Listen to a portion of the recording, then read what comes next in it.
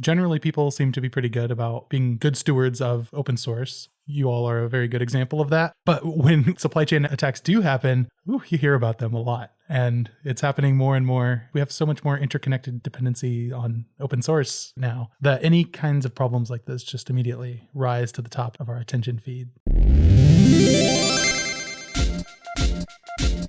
What's up, party people? This episode is brought to you by our friends at Raygun. Raygun gives you instant visibility into the health of your software. Get actionable real-time insights into the quality and the performance of your web and mobile apps. Raygun delivers modern tooling for customer-centric teams, error monitoring and crash reporting, ship better quality software faster, get code level insights into the health of your application in real time, and start fixing the errors impacting your end user's experience. You get real user monitoring, quickly identify and resolve front-end performance issues impacting real users in real time, understand exactly how your application performed for every user session and page load. And of course, application performance monitoring gain unrivaled visibility into server-side performance, unlock detailed code-level insights into the root cause of performance issues so you can take action and deliver lightning-fast digital experiences. The next step is to head to raygun.com and start your free 14-day trial, no credit card required. Join thousands of customer-centric software teams who use Raygun every single day. Again, raygun.com.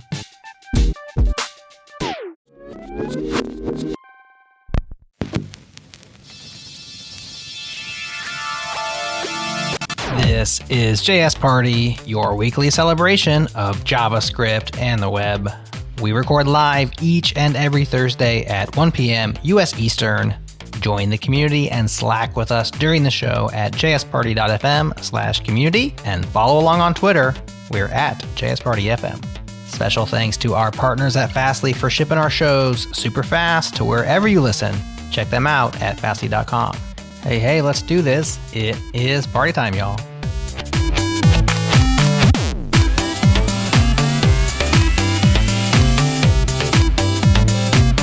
Hello, party people. Welcome to JS Party. I'm your host this week, Nick. Ahoy, hoy.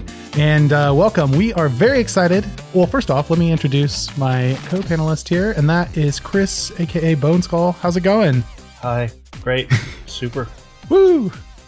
Welcome back. I haven't been on a show with you in a long time, so I'm very excited to be here today. I hope to not disappoint you. You never could. And with us as well is JS Party regular Feross, Buka DJ. How's it going, Feross? How's it going, Nick? It's great to be here. Yeah, welcome. Now, we are talking about a very exciting new project from you called Socket, and you have a couple of guests on as well to talk about that with you. So first off, we have Mick Lysenko. Mick, how's it going?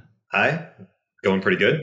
Awesome. Tell us a little bit about yourself. Yeah, I mean, I've just been doing a lot of Node and JavaScript stuff for since like the pretty early days of these things. Nice. I did a bunch of like WebGL things and like maybe 10 years ago, and done some work with numerical computing. And then previously I was out in China working on some MMORPG browser game thing, which, is still running basically. But now I'm back in America post-COVID and working on this.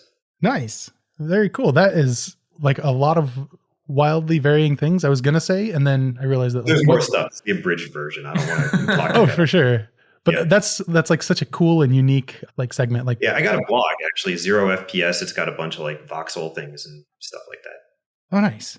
0 FPS. We will add that to the show notes so people can check that out. And then with us as well, we have Bret Combs. Bret, how's it going? Good. Great to be here. Welcome. Tell us a little bit about yourself. I'm a software engineer and open source citizen. I've been doing Node for a long time, since like maybe 0.12, and contributed to a lot of projects and worked on a lot of little small projects of my own. And so just kind of living the JavaScript life. So very cool. Well, yeah, I think it's safe to say that we're all JavaScript fans here. So we're talking about this exciting new project that the three of you are working on, which is called Socket. Feross, do you want to take it away and tell us what Socket is? Yeah, sure. So Socket is a platform that protects your apps from supply chain attacks. And a software supply chain attack is when a JavaScript package gets taken over by a malicious actor. It can be compromised, hijacked. We've also seen maintainers go rogue and sabotage their own packages. And when this happens, the apps that you're building that use open source packages will get compromised as well because they're built on open source dependencies.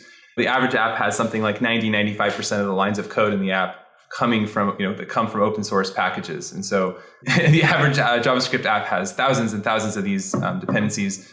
I think last I checked the Hello World for React, all of React apps is like 1,000 dependencies. So, there's a lot of potential for bad things to happen if any of those get compromised. And so Socket's sort of an attempt at solving that problem and making it, safer to use open source. Very cool. That is awesome and terrifying. I'm just thinking about that React example. Like, it's so nice that I can easily spin up React and have a hello world immediately, but there's so much happening that I don't know about because I've never really dug into what's actually being pulled down. Mm-hmm. To be fair, that one is particularly egregious. So. Yeah. It's actually kind of surprising that like bad things don't happen more often. So, I mean, it is still a relatively rare event, but even like rare events like at scale are actually like very common. Like at a certain point, it's just even, yeah. Mm-hmm. Yeah, that is a good point. It's generally people seem to be pretty good about being good stewards of open source. You all are a very good example of that. But when supply chain attacks do happen, you hear about them a lot. And it's happening more and more because we have so much more interconnected dependency on open source, or seemingly so right now, that any kinds of problems like this just immediately rise to the top of our attention feed. Yeah, it's both a blessing and a curse, right? I mean, we can build apps so much faster because all this great free code is out there. And for the most part, it feels pretty costless to add dependencies to your app. It helps you get your job done faster. It helps you solve problems that you might not even know how to solve yourself or not want to go and learn how to solve. And that's why you can build stuff so quickly today. That's why a team of like 2 or 3 people can build a really complicated app that would have taken teams and dozens of people to build before. So it's really great. We're not against using open source. We just think that with the threat of supply chain attacks increasing, we need to take some steps to responsibly use open source in the same way that it's become pretty common to scan for vulnerabilities in your open source packages. We think that scanning for supply chain attacks is like a logical next step that the industry and kind of all developers need to start thinking about and implementing in their apps to make sure that their open source is safe from supply chain attacks. A question I've seen thrown around recently is why does this seem to happen in JavaScript land? Why is it like a thing with NPM packages? And I mean, of course, there's a lot of speculation as to the reasons why, but why do you think it is? I think it's because there's sort of the scale of the JavaScript ecosystem is so much larger than every other ecosystem. Kind of like rare cosmological events.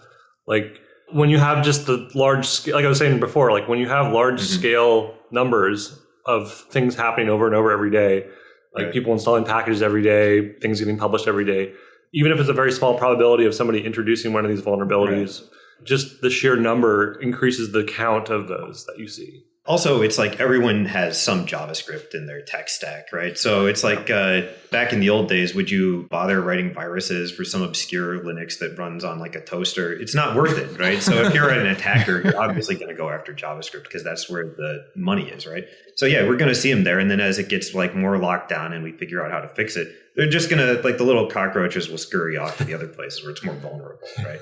So like, we're coming for you next, Maven. We're coming for you, Python. We'll get you. They're just next. That's all it is. We're just the biggest, so we're going to get hit first. Yeah, that is such a good point, though. Like, if you're not a Java developer, you probably won't be using Maven. If you're not a Ruby developer, you're probably not using like Ruby gems. But all of those projects are probably using NPM because if they touch the web, they probably have some JavaScript in there. That really highlights like wide ranging and vast the JavaScript landscape really is compared to other languages. The other element to this is that Node introduced recursive or nested dependencies early on in the language. So the community, like that whole like module system essentially scaled like too well, like relative to the state of like Python or Ruby at the time, like which, had shipped like module systems that still sort of required system level dependencies where, you couldn't have 2 projects installed at the same time on your system. just by default, you had to use like extra tooling. And so there was sort of an intrinsic sort of resistant, or not a like, there was like some pain there involved. Whereas in Node, it was just the natural thing. You could just install anything you wanted. There was almost no cost initially. And that's sort of what caused it to scale up to what it is today in a sense. So yeah, the average NPM package has 79 dependencies. That's what I saw in a paper from earlier in 2021. I find that hard to believe. That seems like a lot, but yeah, that's what they found. 79 dependencies. Doesn't seem including transitive, obviously. Including transitive dependencies? Yeah, like a total. So they said the average NPM package had 79 total dependencies. Yeah. That seems low. Depends on what corners of NPM you are hang those out for in. packages or projects? So there's also that distinction where projects tend to use a lot of dependencies and packages will use a few less, but they also multiply in the package. So yeah. Is that for just modules? I think they were looking at all the packages on NPM and then just figuring out how many total dependencies they had. That's wild. But yeah, I mean, that seems high for the part of NPM that I hang out in. Like, I guess there's like so many sub communities in NPM, and in the React ecosystem, that sounds about right. So. Yeah. Maybe they're including dev dependencies too. So yeah, they're probably including dev dependencies. Yeah. I can tell you, I have switched over my Git workflow to exclusively using work trees in a bare repo. And that means that I'm constantly like creating new work trees and then npm installing and then deleting those work trees. And on my M1 Mac, it takes about 5 minutes to just delete the node modules. Like it just sits there and hangs. There's so much going into all of that. That's not a very scientific number, but it takes a long time because there's a lot there, which is amazing. So there are a couple of tools out there. NPM specifically has an audit command that tells you like some information about packages that you're using, and it highlights some things in yellow and red and tells me and yells at me a lot. And then there's other companies like Sneak, I think, that I've seen like on PRs and things like that.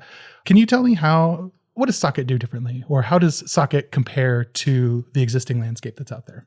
Yeah, so I think it's worth maybe just spending a second distinguishing between vulnerabilities and malware. Okay, yeah. So yeah, I think like vulnerabilities are when the maintainer of a project makes a mistake in their program. They introduce a security bug, and then a security researcher usually finds it and reports it to the maintainer. They get it fixed, and then a report is written up and goes into a database of all the known vulnerabilities. And basically, this database just tells you which versions of packages you ought not to use anymore, and what the safe version is that you should update to. That's basically what stuff like NPM Audit and Sneak are looking at. They're basically looking through your project and making sure that you're not using any of those versions that are known to have problems. And that's great. Everyone should do that. It's useful. You don't want to be running code that is known to have these problems. Now, that's very different than a supply chain attack or malware getting into a package, because when one of those gets into a package, it's not like a thing that you want to run on your computer for even like a moment. You can run a package that has a vulnerability on your computer, and it's going to be fine. You can even deploy it to production if it's like a low severity vulnerability. It probably won't affect you for a long time or ever, right? Especially there's a lot of these vulnerabilities that I don't know if everyone is familiar with regular expression denial of service, but that's the one that we all see constantly in NPM Audit. And it's in a lot of stuff, and it's bad, but it's not the end of the world. Especially in a CLI. Yeah, especially in a CLI, especially in dev tools, right? So that's why vulnerabilities are good to get rid of, but they're not it's not going to be the end of the world. In fact, you probably have multiple known vulnerabilities that you're ignoring right now in your project and just like hoping to get to later, right? Whereas if you have even a single supply chain attack in your node modules folder, like you're going to have a very bad day if that happens, right? You're going to have cryptocurrency miners running on your computer. You're going to have your environment variables being sent off to some random server to an attacker. You're going to have passwords being harvested from different apps on your computer. Or you're going to have your files being deleted. These are all like attacks we've seen in the last few months that are real supply chain attacks that have happened. So this is a kind of a different threat because it's so much more drastic. What happens is so much worse. And it's also a thing where you don't really have much time to like react to it. So when a package is compromised, if you install it at any point after it's been compromised and before it's been like caught and removed from the NPM registry, then you're owned, right? You have to it's bad. You have to kind of clean up your servers. You have to probably redo your whole computer and assume everything on it has been tainted permanently, right? It's not a good place to be. And so you don't want to have a very reactive approach where you're kind of waiting for these reports to be written and like get added to some database, and then to check that database, right? That's just too slow of a process. And so you need something that actually can like look at the code and figure out, what is this code doing? What is it actually, its behavior going to actually be? And to warn you if that behavior has changed in some way that's really suspicious or like indicates that it might be a compromise in some way. And then warn you before you run it, right? Before you install it and before you run it on your own laptop or on your production servers. So that's the difference. Socket looks for that, and it needs to therefore have a proactive approach that's very different than existing tools. So how does that work in practice? Does Socket act kind of like as the gatekeeper sort of to upgrades, or what happens there? Yeah, essentially. I mean, so the current thing we provide is a GitHub app that you can install, and it watches all changes to the package JSON file, package lock file, yarn lock, whatever you use, and it will monitor that. And when a new dependency is added or a dependency is updated, we'll look at it and try to figure out whether it has security issues. So the current thing you can go install on our website just looks for typo squats, which is like one of the number 1, I think it's the number 1 or number 2 supply chain attack, that happens right now, which is basically when somebody registers a name that's like 1 or 2 letters off from another popular package and hopes that people accidentally will install it. So we look for that, and we'll warn you if one of those dependencies about to get into your app. And we have a bunch of other things we can detect on our website, which we're now going to work on adding into our GitHub app as well to protect you from other stuff like suddenly an install script is added, or suddenly network access is happening, or suddenly files are being read and sent to some server, that kind of stuff. So that's coming in the coming weeks and months. Is Socket mainly targeted towards applications and not necessarily libraries? I think it can be used on libraries too. Yeah, anything that has a package JSON file with dependencies in it. So a library can use it to protect itself and make sure that its dependencies are good. So yeah, there's no reason why you couldn't use it there as well. I mean, I certainly want it to be like, I want it on my modules. Like, I want to get warnings on my dependabot updates. Like, if there's something weird about them, or like something fishy is added in this new package. So. Yeah. You can kind of think of it like almost like if you're using Dependabot, you should probably be using Socket too, right? Because like if something's automatically bumping your versions, you also ought to be like automatically checking those versions, basically. So like if Dependabot says like update this, then maybe in the future Socket will say like, well, hold on, maybe take a look before you do that. It might not be a good idea. Right. A lot of these supply chain attacks that we've seen though tend to be in like transitive dependencies, and you may not have. You may have pinned your dependency, but your dependency didn't pin the transitive dependency. And so anybody pulling down your app or your library or whatever is going to get that new version installed, right?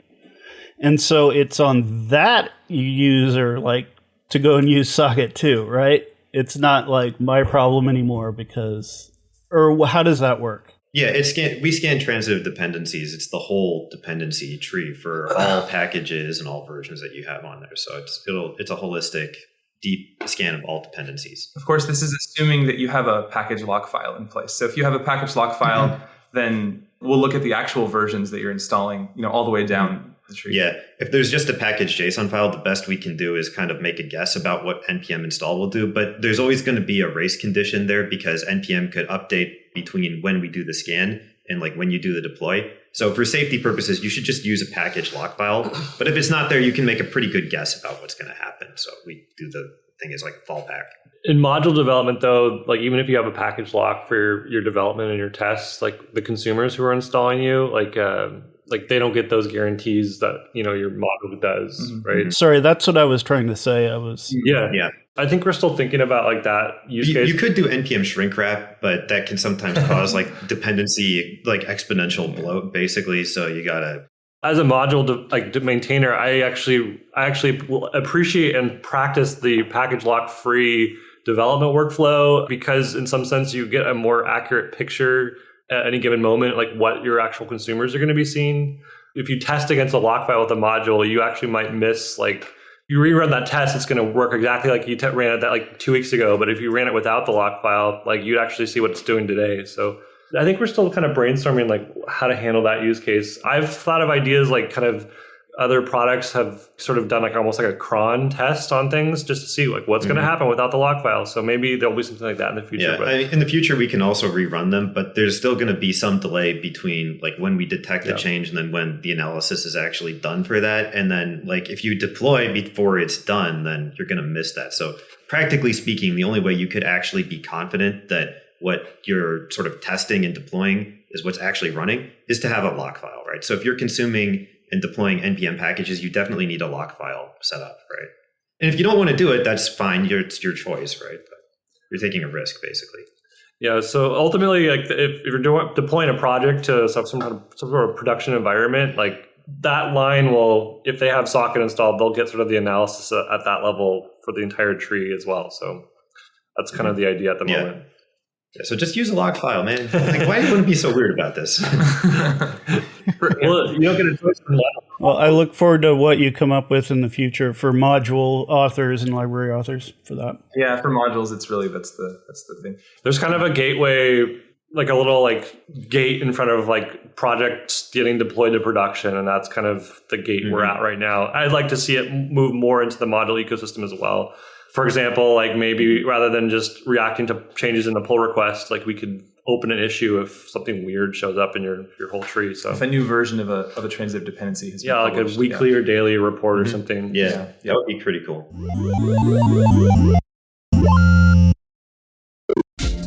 This episode is brought to you by our friends at Square. Millions of Square sellers use the Square App Marketplace to discover and install apps they rely on daily to run their businesses. And the way you get your app there is by becoming a Square App partner.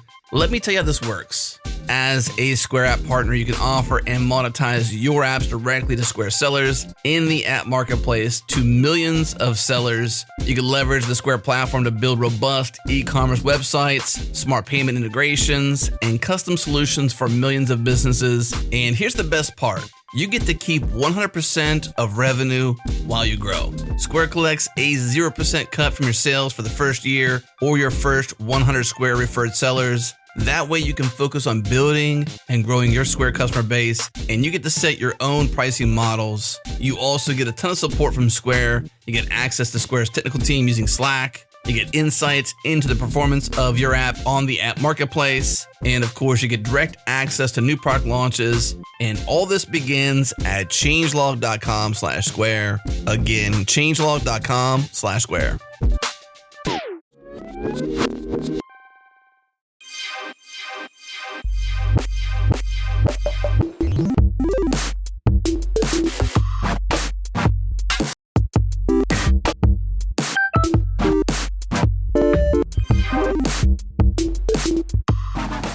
So you have this site, socket.dev, and it's really cool that you can go in and just start, using it to search for packages on NPM. And then you can get information. Like one thing that I really like about it is there's a score for different things like supply chain security, quality, maintenance, vulnerabilities, and license score. I love that. It's like not to compare it to Lighthouse, but it is like almost that approach of like kind of gamifying your security, which I think is really cool and a good way to get people to pay attention to it more, for better or worse.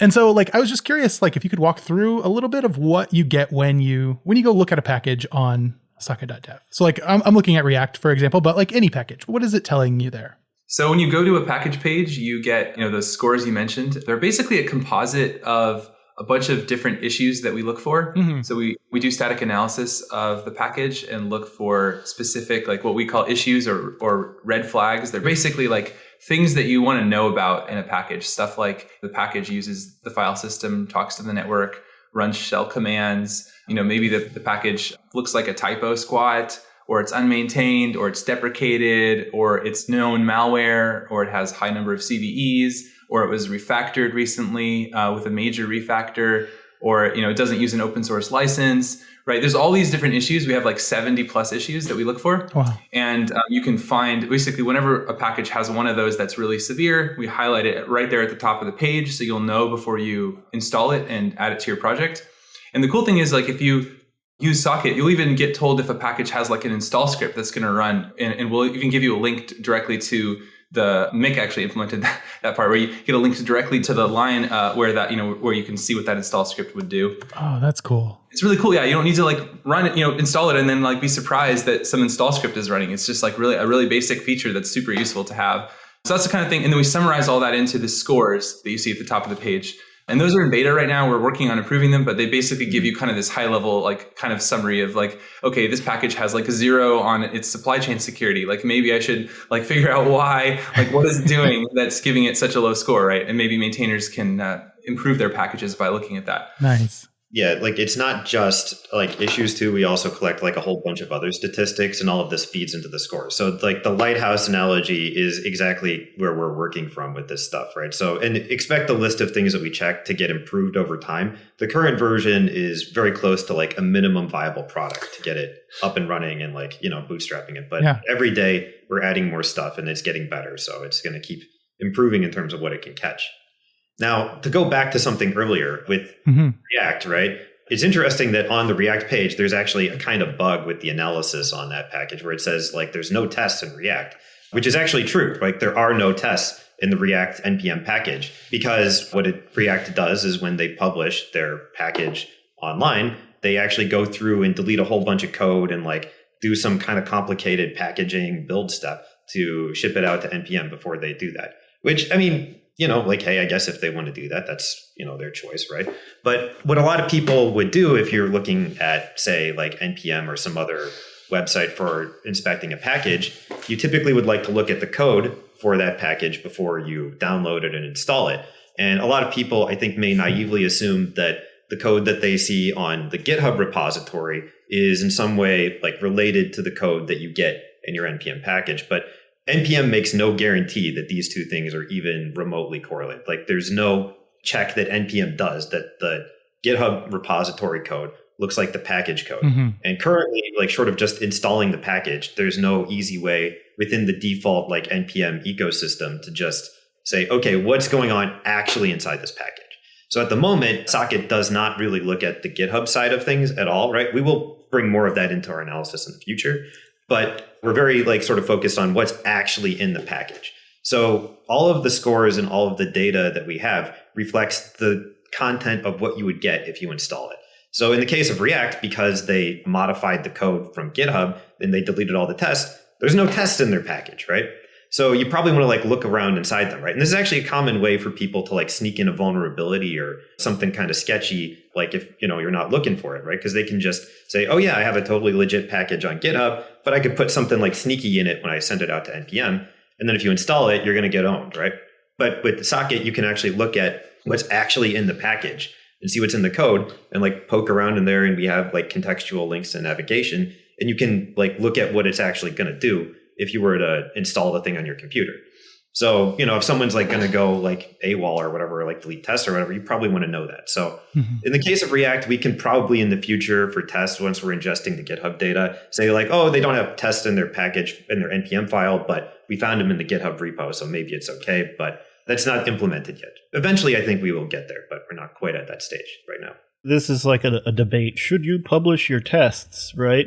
In your experience, what percentage would you say of packages publish their tests versus don't?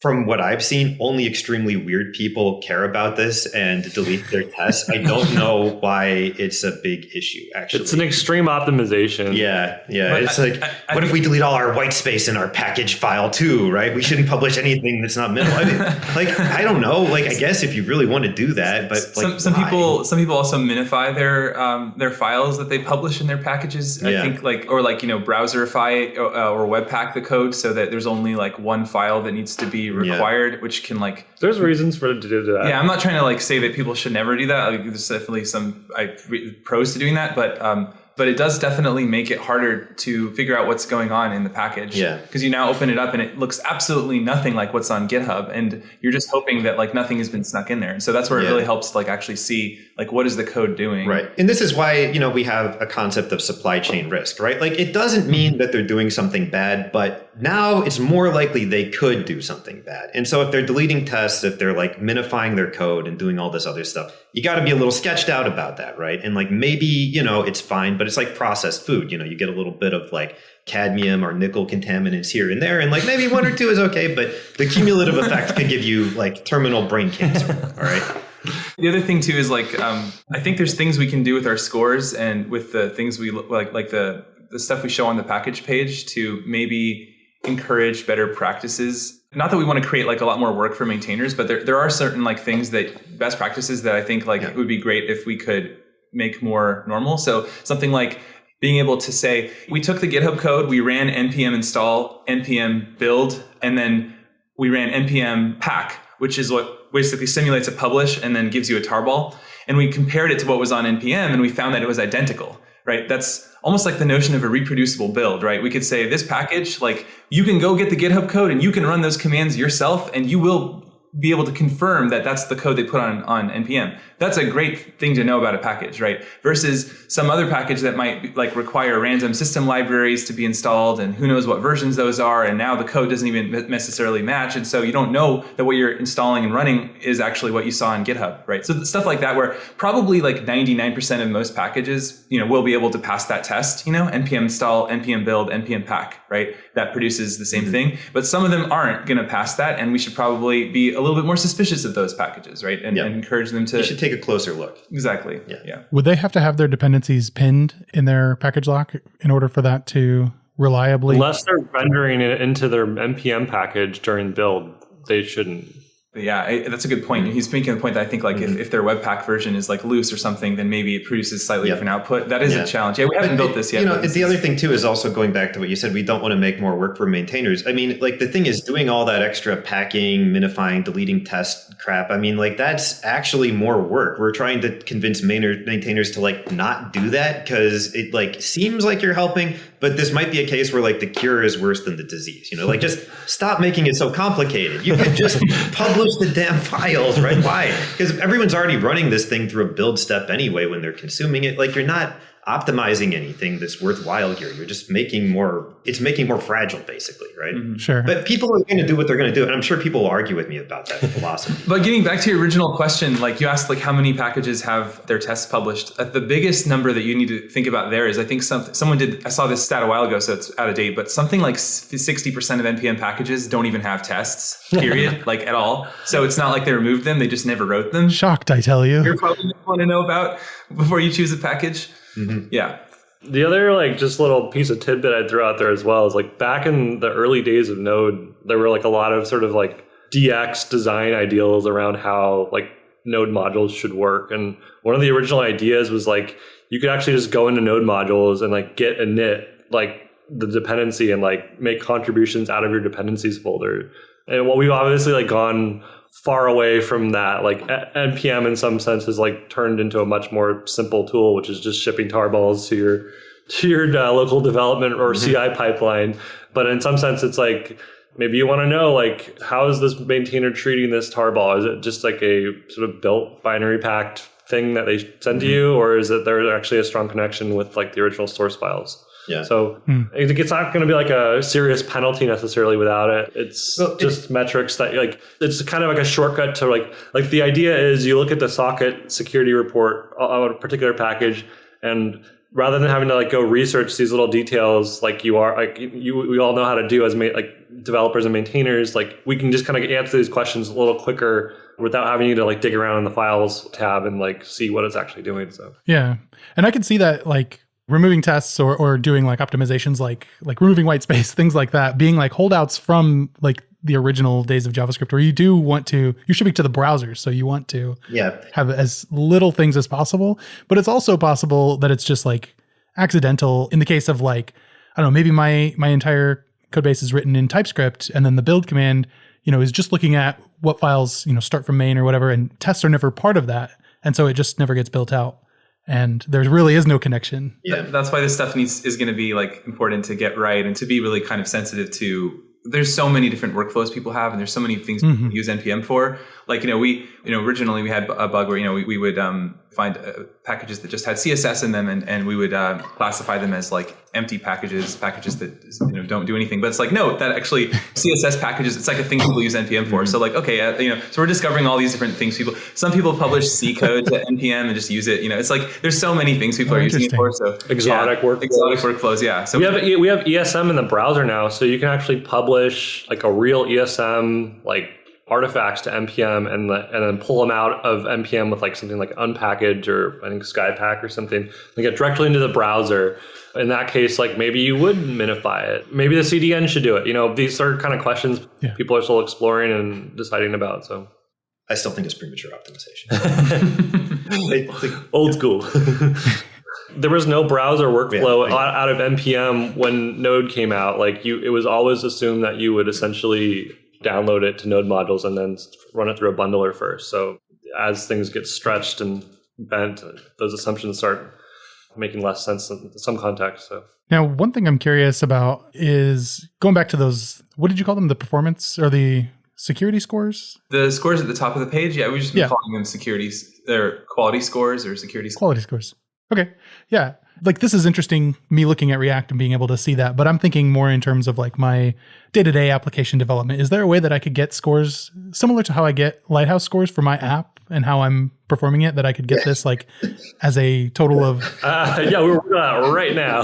Yeah, almost done. Awesome. Yeah, so right now it's like the Socket security website. It's like a really great research tool when you're looking at individual packages. And sort of the next stepping stone we're working on is generating reports like sort of specifically tailored for a project. So like rather than having to go through individual packages, it's like we can just show you everything that's in it from like a high level view, and you know you can sort of makes that research task a little bit easier, and we can surface the ones that are interesting rather than you having to find them yourself. So that's awesome. Is your formula public? Is it public? The formula, meaning like how each issue affects the ultimate score? Yeah, I mean how the security score is calculated essentially. It's basically like an average of a whole bunch of like little statistics which are collected. And the thing is, we're always adding more to it. So it's probably like I don't know, like does Lighthouse publish their score, or do people even care that it's public? It's just kind of like a number. I think we should publish it. I think it's basically like there's weights attached to each particular issue or metric. So it's something like, like it's probably helpful to people to understand where the scores come from. It's something we'd like to publish. I think it's just, we're a small team and we're just trying to get something working right now. So we just haven't written up as much documentation. It's not stable enough that I think it's really worth writing it up, because like by the time you get done writing it up, it's going to be like, oh, we got to change it again, right? So it's not really. The scores. Those aren't stable. We've been saying the scores are in beta because while the issues we detect are pretty reliable so far, I think the scores, like sort of how we weight each thing, it feels like there's a little work to go. There's a little bit of work to require. It's more or less just like a weighted average. It takes like some kind of like geometric harmonic mean thing of a bunch of different numbers. It's some simple statistical gadget, right? It's very inspired by Lighthouse though. So the idea of like idea. Finding these issues and then just sort of like the more of the bad issues you have, the more the score goes down. That's kind of like intuitively. Yeah, it's like basically like we have like this thing is like, okay, this thing is good if it goes better, this thing is bad if it goes worse, and then you just kind of like feed each of them through some kind of distribution that reweights them, and then we take a weighted average of all those, and then sometimes like we also like feed it through like another thing that like adjusts it for popularity, right? So it's just like whatever. There's a bunch of like random stuff. I don't know. It'll be a grab bag. It's a grab bag of like random little things. I'll write it up eventually. It's kind of like every like little thing that goes. We tried to capture every little thing that goes through your head as like a developer when you're sort of like hand assessing dependencies the future, and trying to like kind of codify those into like. I think you're giving it too much credit for what it is. It's more just it's about right. In the future, it'll probably be some like statistically normalized thing, right? Where it just looks at a bunch of different metrics. We'll calculate the distribution for every package on NPM, and it'll probably be like a quantile deal, something like that for most of the scores. That's what'll probably happen. And then you can like click on each issue, and you can see, okay, I'm in like the top 10% of packages here, or like this thing is like bottom like percent or whatever. So. Was that too much information? Yeah. We're working on the product design. We have like a lot of tangents. Yeah. I don't know. You bring 3 people on who are doing the product development right now, and this is what you're going to get. Sorry, we're putting you all to sleep. No, I don't think you're putting us to sleep at all. It's just you're very passionate about it, which is awesome to hear you working on it and just so excited about the product and the implications that it can have, which is really great. I mean, honestly, I didn't care what the algorithm is. I just wanted to know if it was public. So he can gamify it. But just because it's good to have that sort of transparency, or else people will be like, well, it's a black box, and then somebody's going to get pissed off about their score and like, how do I improve my score? If you're mad at your score, you can blame me. It's my fault that your score is bad, right? So it's like definitely me. It should be clear like what is negatively impacting the score and actions you can take to basically correct. The reason your score is bad is because I hate you. That's what you can take away from this conversation.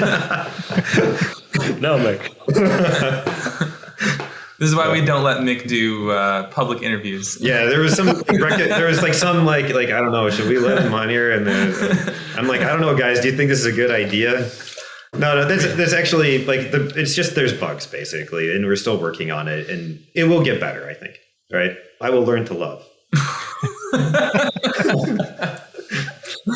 So I'm trying to think of how, as just like, a JS TypeScript developer working on a day-to-day app, how should I approach introducing something like this into the app or to my team as something that they should care about? Well, the easiest thing is to just install the GitHub app. It's kind of the primary thing where, if you want to go a step above just doing manual research of individual packages on Socket, you can install this GitHub app, pick which repos you want it to be installed on, or just do all of the repos in your org.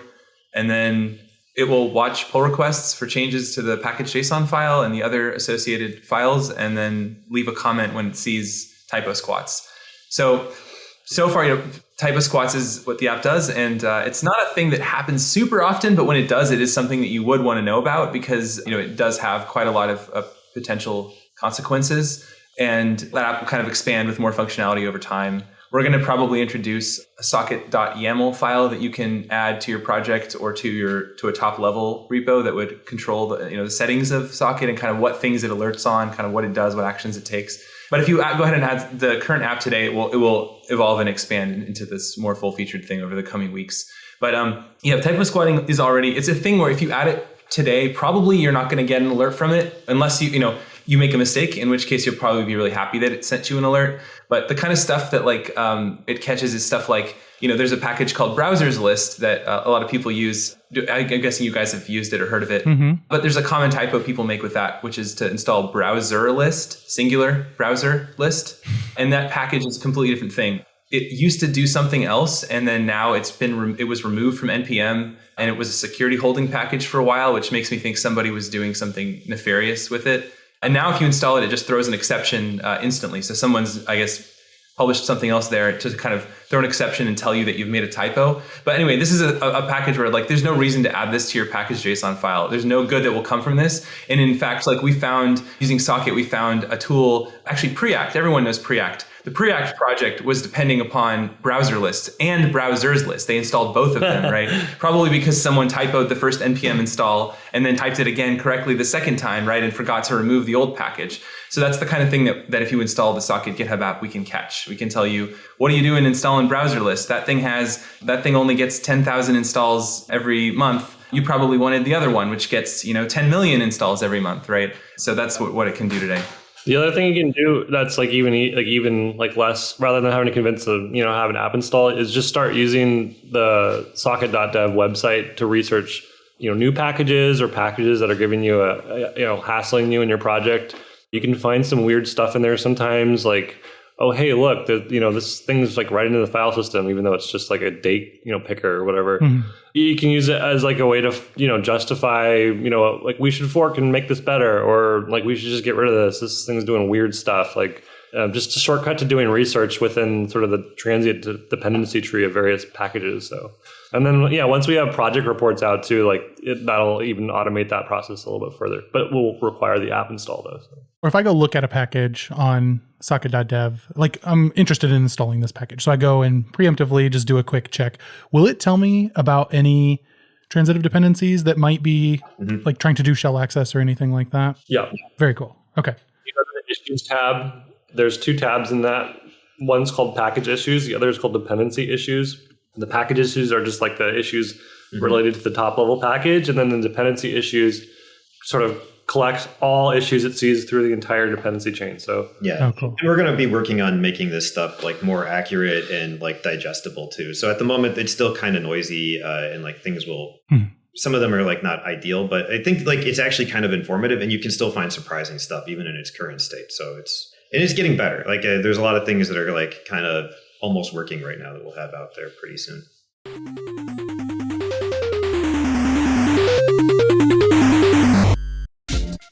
This episode is brought to you by SourceGraph. SourceGraph is universal code search that lets you move fast, even in big code bases. Here's CTO and co-founder Byung Liu explaining the problems that SourceGraph solves for software teams. Yeah, so at a high level, the problems that SourceGraph solves, it's this problem of, for any given developer, there's kind of two types of code in the world, roughly speaking. There's the code that you wrote and understand like the back of your hand, and then there's the code that some idiot out there wrote. Or, alternatively, if, you don't like the term idiot, it's the code that some inscrutable genius wrote and that you're trying to understand. And oftentimes that inscrutable genius is like you from, a year ago.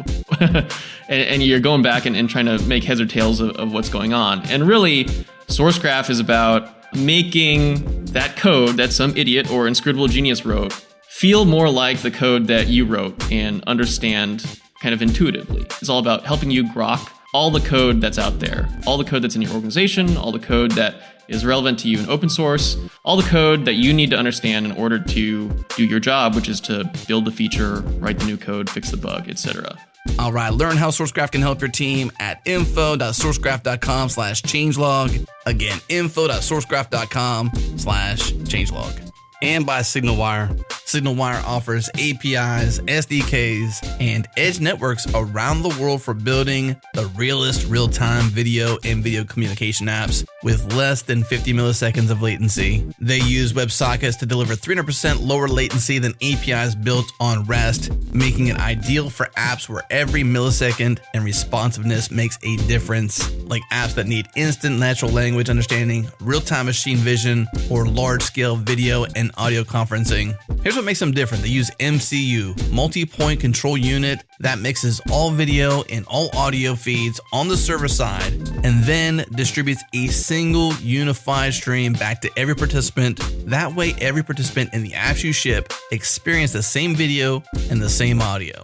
Your apps have none of the awkward audio effects, obvious lag, and jumpy video. It's all smooth, great UX, creating a more lifelike virtual experience without compromising audio or the video quality. Head to signalwire.com/video, mention JS Party to receive an extra 5,000 video minutes. Just go to signalwire.com/video and remember, mention JS Party to get those extra 5,000 video minutes.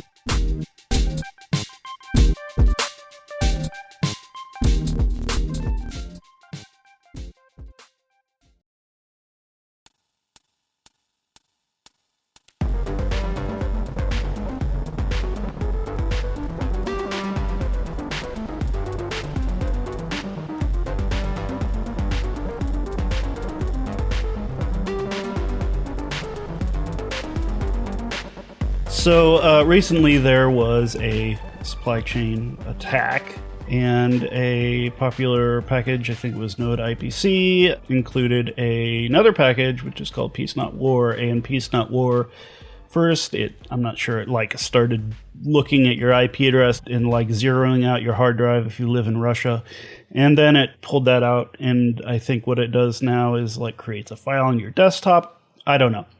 But I'm curious, since this was a big deal, how did Socket approach that? What was the experience for a Socket user if they had depended upon, say, Node IPC? Well, at this point, we basically only have a GitHub app that detects typo squats, so it wouldn't do anything on Peace Not War. But once we have a fully functional application that you can install, it would file an alert that basically this thing gained access to a file system at the top level require. And so it would have alerted on Node IPC for this particular thing if it was actually running. And then you'd get some message hey, all of a sudden this module is accessing the file system when you require it, which is probably not what you wanted, right? So it would eventually do that. At this current stage though, we're still trying to get the application sort of up, bring that up and running. And so it wouldn't catch it right away, unless you actually went to the website and then looked at the package, and then you would have seen it. That's cool. Cool to hear that you have a plan to address this, because I guarantee that won't be the last one. That's the one that's the most important to address, really, is you've been using a package for a year, and then suddenly a new version comes out and behaves completely differently than it did for the last year. And someone on your team is trying to update to that new version. Maybe it's Dependabot doing it, or maybe it's someone just updating all the dependencies, or maybe somebody deleted the package lock and regenerated it. However, it's getting updated. You want to know when the dependency has had that drastic of a change in its behavior. Mm-hmm. That's what we want to do, is come and leave a comment in that situation on that PR and say, hey, you should know this project is now doing all this weird stuff, and here's the line of code. Here's a link to the line of code where it's doing that if you want to investigate further. Basically a report of every new system call that's added, abruptly, essentially. Yeah, and also where they're used too. So in the future, like probably within the next month, we should have like a more fine-grained analysis where it'll tell you like not just like does it use the file system, but like where does it use the file system and how does it use it. So it'll tell you like, I mean, we'll eventually have this thing where it'll tell you like, okay, if it's like you call a function with some arguments and then it reads from the file system, that's a very different thing than if it's like you import the module and then all of a sudden it uses the file system. Or if it has like an install script that then does a bunch of stuff with the file system. So it's not just like, does it use the file system, but where does it use it? And when did it start using it? Like it's much more alarming if a package starts using the file system in like a minor version or a patch version update, right? And it previously didn't, than if it like was just using it from the very beginning and people have been using this module for all time, right? So we'll have that stuff implemented soon and we're going to have an app that can do it. At the moment, though, you have to just look at the website to check for yourself, basically, to do that, right? But we're trying to get this thing built as quickly as we can. And like we have all the pieces there. It's just not quite like up yet. We're going as fast as we can. Yeah, I know. If you want to help us build this, send us an email. We're hiring. You can join Socket and help build this, and then we'll go faster, and then we'll have more features to talk about next time. Yeah, it's like this thing. It kind of like it sort of announced it, and then the demand for this thing was just much greater than was kind of expected. And we're like, oh, we got to go a lot quicker now, right? So we're kind of in that like scramble to catch up really quick. So when you're looking at for things like that, like flags that might stick out, can you talk about how maybe that pipeline works a little bit? And like, I don't know how you might do this, but if I mistakenly, set up a prepare script or something that installs or runs shell commands and then remove it out, like, am I forever tainted as like a vulnerable package on Socket? Or how do I clear my name on things like that? Yeah, I mean, so it's like each analysis is specific to each version and like each package. So, but it does like keep track of like where, like which version introduced this line of code. So we have kind of like an NPM blame as an analogy, blame that tells you like where things actually got added and like when they got added to a package. Nice. And so you can like see like, okay, this version was compromised, but maybe subsequent versions are okay. So yeah. And I think like at the moment, it's sort of just the facts type of stuff, right? It doesn't try to, say like, oh, it was compromised at one point in the past and, we might report that. But if like the current version looks legit, it's okay. So yeah, that's basically what it is. It kind of looks at each version sort of in terms of like when did things happen in that package, basically, right? And if the current version doesn't have an install script, then it won't see an install script. So as we've alluded to, NPM is quite popular and there are a lot of packages out there. So how does Socket scale to analyze all of these packages and give you that in a timely manner? All right, so I can answer this a little bit. Basically, what we got is a kind of in-house, like little homebrew sort of function compute type of system, right? Where basically, like all of the packages are sort of like unpacked into a giant content addressable data store, right? Which is like a giant immutable. You could call it like a data lake or a data swamp or whatever, data crypt, right? And so like they're kind of a data soup. Is that a term of art, a data swamp? I think you just made that up. I think that's a thing people say, right? But yeah, basically we just take all of like pretty much the entire data set of NPM and then we just break it down. So we have like the tarballs and then we have the files and the tarballs and then like all of the package JSON things. We break them into this giant immutable data structure, right? That we can then query by just walking hash pointers, basically, to like search through that. And then we have functions which can read data from this giant data swamp thing and then generate new little blobs that go into this giant immutable data store, right? So we can sort of do searches on this thing by like walking pointers. It's like basically like a tree or like a directed acyclic graph of pointers to blobs of data, right? And like all of the analysis, like running a linter, doing points to analysis, like parsing a file, whatever. Each of these things is just reading like a tarball, like sort of like walking through the contents of the tarball to read it out. It all happens like in memory and it's like streamed in over the network and they're all just functions. So like if one of them crashes, you can just rerun it and they're all also generated on demand. So it's like if you go to a page, it can just say, oh, I need this data, which is this function of this hash. And then it can just walk down all those hashes and get all the data back and then return you the result.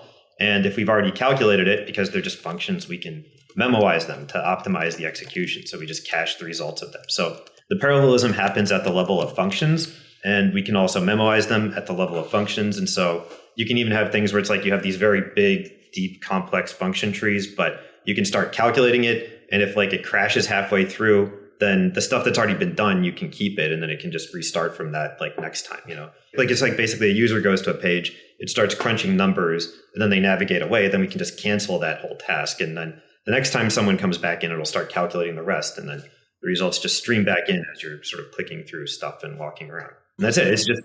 We just got functions and we got data, and they're just pure immutable functions. That's all that there is, right? But all this is computed lazily, right? It's not. Yeah, of course. Right. Yeah, it's on demand.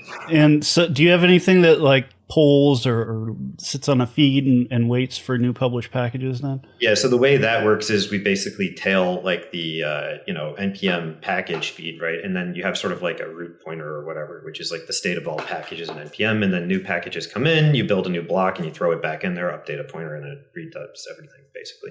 The following npm part is really important to be able to detect when new stuff gets published that's sketchy. So I don't know if are we currently running analysis on the feed? We currently don't have a thing in real time. I very briefly turned on like a Slack integration, and then it just spammed the thing, and we're like, okay, we need a better way to manage like inspecting this. So it's at the moment, like we're sort of reading it in real time as it comes in, but we're not actually looking at it as it comes in real time, if that makes some sense. So we want to get to a place where basically like as a package is published, we just do the full analysis on it. And then if we find that publish was particularly suspicious, we can take an action. Like, for example, when we notice that a package suddenly has all these changes made to it, and it's maybe a new maintainer, or maybe it's something about it, like the collective publish just like looks like something's wrong, then we can take an action. So it might start off by being just like we put it on a page that's like suspicious publishes, right? Or we throw it on a Twitter feed, or we send it to a Slack channel that we look at. But we want to eventually like take some actions based on that, such as like having a security expert actually look at it and say, oh, hey, this is actually a really bad publish. Let's like go get NPM to take it down right now. We'll tell them about it. We'll report it to NPM, and we'll block it for anyone who has the GitHub app installed so that they won't accidentally install this malware, even if NPM still hasn't taken it down yet, because sometimes they take a few days to get back to you. Yeah. So, but at the moment, like all of our analysis are kind of generated on demand. So like if the thing is like a new package in the feed, we don't, aggressively alert NPM yet, because we just don't have people to look at and review all those things at this point. But if you happen to be like running, we have like a temporary version of the GitHub app, but when this is actually like live, it will run the analysis on your packages as you like do a commit. So if you're using Socket and you have like a bad package in your package JSON file, you will definitely get the alert in a timely fashion, right? But it's like you probably don't care about all the new stuff coming into the NPM feed because you're not using those packages. So from the user perspective, or like in terms of any question you can ask, the data will be there when you ask that question. It's just like, do we want to start aggressively like looking at the new stuff as it's coming in and having people like reviewing it? We will do that. It's just when we have enough people basically to do that. Or like we've only been doing this for like a couple of months now, so we just don't have enough people yet. It would be cool to eventually see some sort of hook for like a dev environment, maybe, I don't know, a pre-commit hook or something that does the analysis before you, I don't know, maybe it's a pre-push. I don't know. Yeah, that's exactly what we're going to have. So you will have that. We also talked about maybe doing like an NPM proxy or like a CLI replacement that like also does a little check before you install stuff, because it's out there. You don't, even if we catch it at the PR layer, like you're still like, doing it on your dev machine, which has SSH keys and whatever else on it. So. Yeah. There's lots to build. Those are ideas. Those aren't there yet, but like those are like, we're not sure. Yeah. We're trying to like basically attack the things that are going to provide the biggest amount of value first, and then we'll just And the other reason we do this stuff lazily too is because, like, as I've said multiple times and apologized for, and I know I'm joking a little bit, right? But it's like we are working on this thing and we're adding new stuff like every day, multiple times a day. So we're like constantly adding new things and we're improving stuff. And when we do that, it's like we can't just stop the world and like reanalyze NPM. So the other big advantage of doing everything lazily is that we can ship code so much faster, right? Like we can just push a new analysis and then, like, okay, the next time you check it, it'll update, right? And it'll like, whenever you look at it, it's always going to be the most recent thing. So that's why we do it that way. Yeah, that's awesome. Like that you have that infrastructure in place to lazily reanalyze things as you need it and as you're adding new features, which I was going to like end the show by like asking, what's next or what's something cool. But we have spent the entire show talking about all of these amazing things that are coming that I'm so excited for. It really does seem like this could become like a super invaluable piece of your development workflow for everyone, for package maintainers down to people just working on everyday apps for companies. It could be so important to just use this as like a starting point for everything. Every time you add a new package, check socket first. Did I check socket? Did the socket bot come back and tell me anything? Like it's just really cool. Yeah. And yeah, really awesome. Yeah, and even though like there are, like things are not perfect yet, I still think that what we have now is actually pretty dang useful. Because if there's like an issue, it's often like a starting point for asking a question. And you can click those issues. And the key thing is we do have the actual data there, right? Like I think our presentation of the data inside NPM packages is currently the best you can find anywhere on the net. So if you want to go, like look around at like what's going on inside a package, you get like the issues, but they're kind of more just like a hint of like something to take a look at. But then you can take a look at it and you can navigate through the files, you can click links, and you can see the actual code that's in that package and all of its dependencies all linked together. So right now, like that works and it's pretty great. And I think, it's just a fun website to click around and play with. And we're soon going to have an app that's going to make this like 100 times more useful. By the way, the thing mixed referencing is really cool. Like you can actually, when you're going into a package and looking at its files, you can click, it's sort of like what VS Code can let you do, but it works across NPM packages. So you can click on like a package name and it'll jump you to, the files in that package. It'll take you to the main file, but it'll do it for the right version too. It'll take you to the specific version. Yeah. So it's like you can actually kind of follow the tree of packages all on the website. It's really neat. Nice. Yeah. And like, if you try to do this, like there's nothing that really supports that kind of workflow besides Socket right now, which I think is kind of cool. Right. And I mean, like, I personally find it very useful to just click around in the files on packages. Right. And thanks for all the kind words, Nick, and the feedback, the excitement. We're going to try to make it as good as we can and make it something that's really useful to people and make it live up to all of your hopes and dreams, hopefully. Absolutely. And I think you're off to a great start. And there's a lot here and a lot of potential coming. So I'm very excited to keep going, keep looking at it, and to make it a regular part of my flow for sure. So yeah, thank you so much for joining us. I do want to mention that, and we've kind of alluded to it throughout the show, but Feross was on the Changelog podcast talking about Socket in more depth and different angles. So we'll definitely have a link to that show in the show notes as well. And thank you so much, Feross, Mick, and Bret for coming on. And thank you, Chris, for being here as well.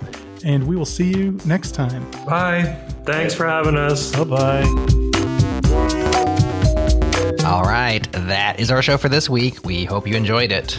If you haven't subscribed yet, now is the time. Head to jsparty.fm for all the ways. And if you dig this show, check out our other pods, such as the Changelog. We have an episode in the feed with Brian Kernahan, who's pretty much a living legend. Here's a sampler. What has changed over the last 50 years or so is just astonishing when you think about it. It's sort of pretty much everything has changed. When I started programming, let's call it in 1965 or something like that, I used Fortran and we used punch cards. Remember punch cards? You guys have never seen punch cards.